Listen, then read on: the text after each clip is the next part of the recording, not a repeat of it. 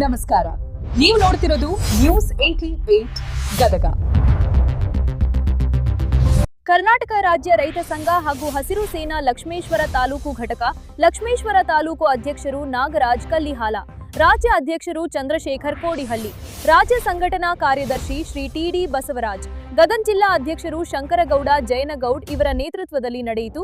ಕರ್ನಾಟಕದಲ್ಲಿ ವಿದ್ಯುತ್ ಖಾಸಗೀಕರಣ ವಿರೋಧಿಸಿ ಮತ್ತು ಟಾಟಾ ಪವರ್ ಕಂಪನಿ ಪರವಾನಗಿಯನ್ನು ವಿರೋಧಿಸಿ ಮನವಿ.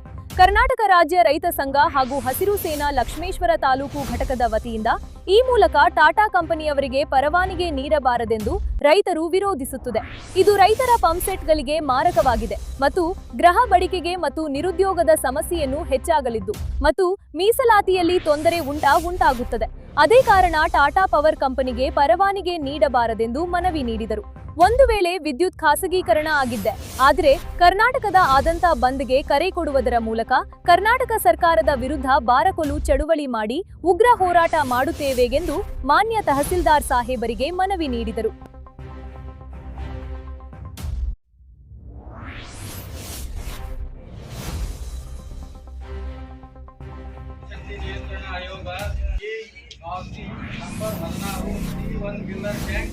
ಬೆಡ್ ಏರಿಯಾ ವಸಂತನಗರ ಬೆಂಗಳೂರು ಇವರಿಗೆ ಮಾನ್ಯ ತಹಸೀಲ್ದಾರ್ ಲಕ್ಷ್ಮೇಶ್ವರ ಇವರ ಮುಖಾಂತರ ಮನವಿ. ವಿಷಯ: ಕರ್ನಾಟಕದಲ್ಲಿ ವಿದ್ಯುತ್ ಖಾಸಗೀಕರಣ ವಿರೋಧಿಸಿ ಮತ್ತು ಟಾಟಾ ಪವರ್ ಕಂಪನಿಯ ಪರವಾನಗಿಯನ್ನು ವಿರೋಧಿಸಿ ಮನವಿ. ಈ ಮೇಲ್ಕಾಣಿಸಿದ ವಿಷಯಕ್ಕೆ ಸಂಬಂಧಿಸಿದಂತೆ ಕರ್ನಾಟಕ ರಾಜ್ಯ ರೈತ ಸಂಘ ಹಾಗೂ ಹಸಿರು ಸೇನೆ ಲಕ್ಷ್ಮೇಶ್ವರ ತಾಲೂಕು ಘಟಕದ ವತಿಯಿಂದ ಈ ಮೂಲಕ ತಮ್ಮಲ್ಲಿ ವಿನಂತಿ ಮಾಡಿಕೊಳ್ಳುವುದೆಂದರೆ ಟಾಟಾ ಕಂಪನಿಯವರಿಗೆ ಪರವಾನಗಿ ನೀಡಬಾರದೆಂದು ಕರ್ನಾಟಕ ರಾಜ್ಯ ರೈತ ಸಂಘ ಹಾಗೂ ಹಸಿರು ಸೇನೆ ಇದನ್ನು ವಿರೋಧಿಸುತ್ತದೆ. ಇದು ರೈತರ ಪಂಪ್ಸೆಟ್ಗಳಿಗೆ ಮಾರಕವಾಗಿದೆ. ಗೃಹ ಬಳಿಕೆಗೆ ಮತ್ತು ನಿರುದ್ಯೋಗ ಸಮಸ್ಯೆಯು ಹೆಚ್ಚಾಗಲಿದ್ದು ಮತ್ತು ಮೀಸಲಾತಿಯಲ್ಲಿ ತೊಂದರೆಯನ್ನು ಉಂಟಾಗುತ್ತದೆ. ಆದ ಕಾರಣ ಟಾಟಾ ಪವರ್ ಕಂಪನಿಗೆ ಪರವಾನಗಿ ನೀಡಬಾರದೆಂದು ಆಕ್ಷೇಪಣೆಯನ್ನು ಸಲ್ಲಿಸುತ್ತಿದ್ದೇವೆ.